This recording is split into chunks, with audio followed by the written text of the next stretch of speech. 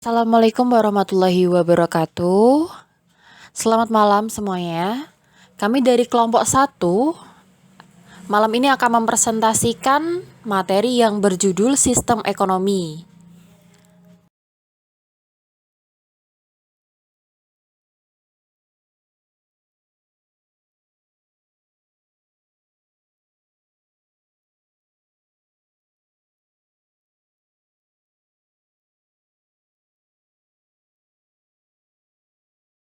Sebelumnya, mari kita perkenalkan anggota dari kelompok kami. Yang pertama ada Iis Juliana dengan NIM 2019-11033. Lalu selanjutnya ada Putriana Safitri dengan NIM 2019-11119.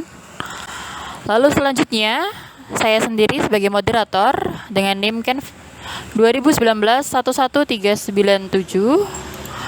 Lalu selanjutnya ada Nilam Komalasari dengan NIM 2019-11399. Selanjutnya ada Yehuda Anugrah dengan NIM 2019-11162. Lalu ada Diani Nurmawati dengan NIM 2019-11041. Lalu selanjutnya ada Pulung Ramadan dengan NIM 2018-11290. Lalu selanjutnya ada Rido Dwi Kurniawan dengan NIM 2019-11501. Dan yang terakhir ada Angga Putra Oktariano dengan NIM 2019-11396.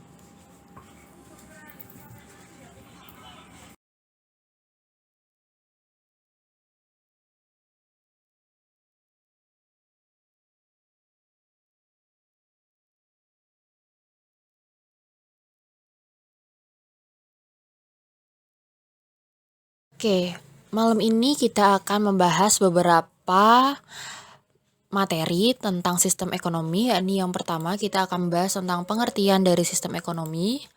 Lalu ada ciri-ciri sistem ekonomi. Yang ketiga ada jenis-jenis sistem ekonomi. Lalu beserta kelebihan dan kekurangan setiap masing-masing sistem ekonomi. Lalu ada manfaat diberlakukannya sistem ekonomi. Lalu ada fungsi sistem ekonomi. Selanjutnya ada sistem ekonomi yang dianut oleh Indonesia. Dan yang terakhir adalah alasan mengapa Indonesia memilih sistem ekonomi tersebut. Selanjutnya akan dijelaskan oleh penyaji kita. Selanjutnya yakni Nilam Komalasari, dipersilahkan. Assalamualaikum warahmatullahi wabarakatuh. Nama saya Nilam Komalasari, NIM 2019-11399. Saya akan menjelaskan pengertian sistem ekonomi. Menurut ahli dari Dumairi tahun 1996, sistem ekonomi adalah suatu sistem yang mengatur serta menjalin hubungan ekonomi antar manusia dengan seperangkat kelembagaan dalam suatu tatanan kehidupan. Ciri-ciri sistem ekonomi. 1. Metode kontrol atas faktor atau alat produksi. Metode kontrol atas faktor-faktor dan alat-alat produksi ini termasuk kepemilikan dan hak-hak properti atas alat produksi yang menimbulkan klaim terhadap hasil produksi. Alat-alat produksi dapat dimiliki secara pribadi oleh negara, pengguna, atau dimiliki bersama. Kedua, sistem pengambilan keputusan. Sistem pengambilan keputusan ini menentukan siapa yang berhak membuat keputusan atas kegiatan ekonomi. Agen ekonomi dengan kekuatan pengambilan keputusan dapat menandatangani kontrak yang mengikat satu sama lain. Ketiga, mekanisme koordinasi. Mekanisme koordinasi ini menentukan bagaimana informasi diperoleh dan digunakan dalam pengambilan keputusan. Dua bentuk koordinasi yang dominan adalah perencanaan dan pasar. Perencanaan dapat berupa desentralisasi atau tersentralisasi. Dan dua mekanisme koordinasi tersebut tidak saling eksklusif dan saling berdampingan. Keempat, sistem insentif. Sistem insentif ini mendorong dan memotivasi agen ekonomi untuk terlibat dalam kegiatan produktif. Sistem insentif didasarkan pada imbalan materi kompensasi atau kepentingan pribadi, atau bujukan moral. Bujukan moral misalnya gengsi sosial atau melalui pengambilan keputusan demokratis yang mengikat mereka yang terlibat. Sistem insentif dapat mendorong spesialisasi dan pembagian kerja. Kelima, ada dua bentuk dasar organisasi dalam sistem ekonomi, yaitu pelaku atau aktor dan pembuatan aturan atau regulator.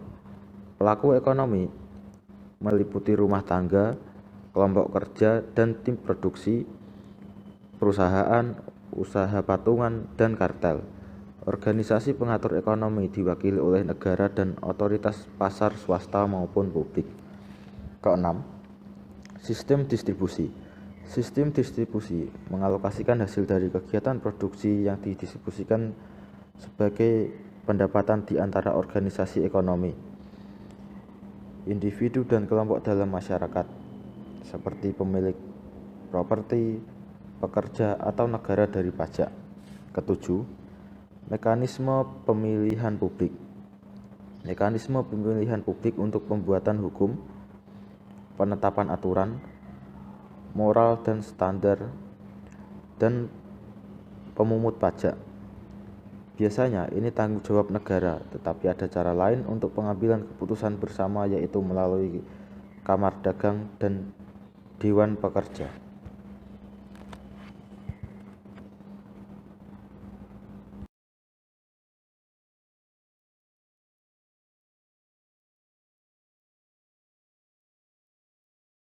Jenis-jenis sistem ekonomi. Yang pertama, sistem ekonomi tradisional. Yang kedua, sistem ekonomi komando. Yang ketiga, sistem ekonomi campuran. Yang keempat, sistem ekonomi tradisional, yaitu sistem ekonomi tradisional sebagai sistem paling konvensional dengan dua elemen utama di dalamnya, yaitu menghargai tradisi dan minimnya jumlah limbah yang dihasilkan. Sistem ekonomi tradisional memiliki kelebihan dan kekurangan. Untuk kelebihannya yaitu: 1. Tujuan sistem ekonomi ini adalah mencari kebutuhan hidup, bukan mencari keuntungan. Kedua, jarang terjadi kecurangan atau saling menjegal demi keuntungan salah satu pihak, karena memiliki sifat kekeluargaan. Ancaman persaingan tidak sehat juga dapat ditekan seminimal mungkin terhadap berbagai jenis-jenis badan usaha yang ada. Ketiga, rendahnya tingkat kesenjangan ekonomi karena pendapatan antar individu cukup merata. Keempat, pemerintah sekedar menjadi pengawas dan tidak melakukan monopoli. Untuk kekurangannya sendiri: 1. Sulit diprediksinya kualitas dan kuantitas produksi, sehingga akhirnya dilakukan standarisasi karena mengandalkan hasil alam. Kedua, efektivitas kerja rendah sebab tidak adanya struktur kerja yang jelas, sehingga segala aktivitas yang dilakukan tidak terkontrol dan terevaluasi dengan baik. Saya, Iis Yuliana, NIM 2019-11-033, akan menyampaikan materi yang selanjutnya, yaitu tentang sistem ekonomi komando. Sistem ekonomi komando memiliki definisi sebagai sistem yang terpusat dan terdominasi. Sebagian besar sistemnya akan dikendalikan oleh pemerintah yang terlibat dalam proses produksi, mulai dari peralatan hingga ke fasilitasnya.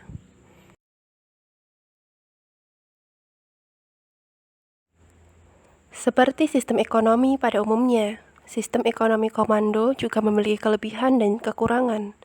Kelebihan yang pertama yaitu pemerintah mudah melakukan pengawasan dan pengendalian harga barang di pasar. Saat terjadi masalah, akan lebih mudah diatasi karena pemerintah memiliki semua data terkait perekonomian. Yang kedua, pemerintah dapat mengendalikan berbagai permasalahan ekonomi seperti tingginya pengangguran, kemiskinan, inflasi, dan lain-lain, sebab ia berperan sebagai pengontrol. Ia juga dapat menjaga kondisi ekonomi lebih stabil karena semua dijalankan berdasarkan desainnya. Kekurangan yang dimiliki sistem ekonomi komando yang pertama yaitu hak individu tidak diakui. Karenanya, meskipun seseorang memiliki kreativitas, hal ini tidak diperbolehkan. pemerintah memonopoli perekonomian, hingga kemudian pihak lain tidak diberikan kesempatan untuk ikut terlibat. Hal ini amat merugikan warga untuk meningkatkan kapasitas dirinya. Yang kedua, pertumbuhan ekonomi cenderung lambat. Meski pemerataan pendapatan bisa dicapai, tetapi bila ditilik secara global, perkembangan ekonomi cenderung lebih lambat. Karena perekonomian hanya dipegang oleh segelintir orang, maka kemajuan tidak kunjung dicapai. Sistem ekonomi campuran.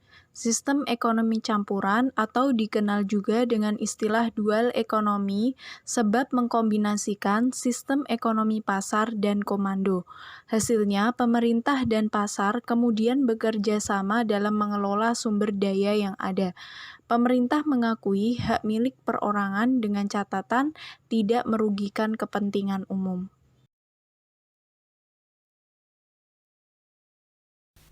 Berikutnya ada sistem ekonomi pasar. Nah, jika kamu tahu, ekonomi pasar terlihat lebih identik dengan pasar bebas.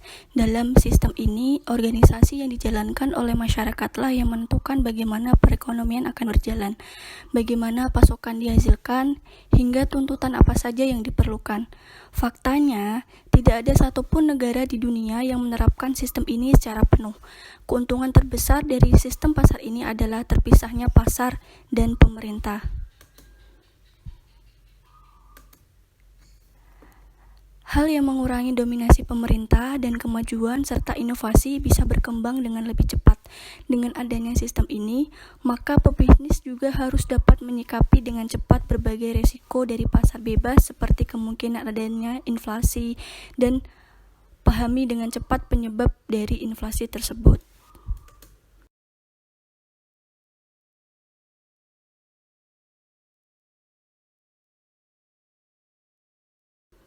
Nah, ini ada manfaat sistem ekonomi. Yang pertama, untuk mendorong pelaksanaan produksi. Yang kedua, untuk mengkoordinasi kegiatan individu dalam suatu perekonomian. Yang ketiga, untuk mengatur pembagian hasil produksi di anggota masyarakat.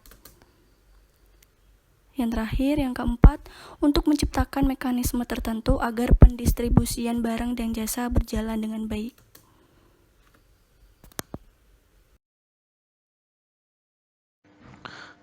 Berikutnya ada fungsi sistem ekonomi.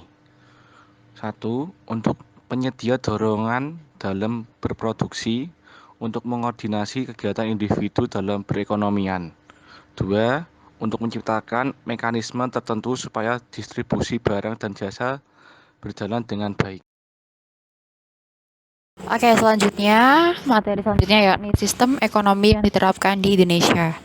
Jadi sistem perekonomian yang diterapkan di Indonesia itu adalah sistem ekonomi Pancasila atau bisa disebut dengan campuran.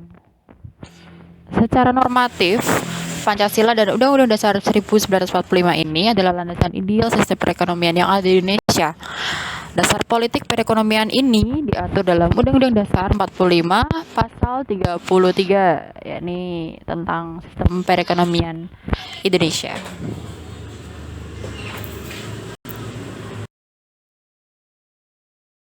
Baik, perkenalkan nama saya Angga Putra Oktariano, NIM 2019-11396. Di sini saya akan melanjutkan presentasi dari teman saya, Yehuda Anugrah. Alasan Indonesia memakai sistem ekonomi Pancasila. Alasan Indonesia memakai sistem ekonomi Pancasila karena sistem ekonomi Pancasila adalah sistem ekonomi yang didasarkan pada Pancasila, Sila kelima, dan Undang-Undang Dasar Pasal 33, yang di dalamnya terkandung demokrasi ekonomi sehingga dikenal juga dengan sistem demokrasi Indonesia di mana peran pemerintah dan masyarakat saling berkesinambungan. Misalnya dalam pembangunan ekonomi, masyarakat berperan aktif, sementara pemerintah berkewajiban memberikan arahan kepada rakyat guna mewujudkan masyarakat sejahtera. Baik, terima kasih atas perhatiannya. Kami dari kelompok 1 telah selesai menyampaikan materi tentang sistem ekonomi. Selanjutnya, jika ada yang bertanya, silahkan untuk bertanya melalui forum diskusi yang telah disediakan. Terima kasih. Wassalamualaikum warahmatullahi wabarakatuh.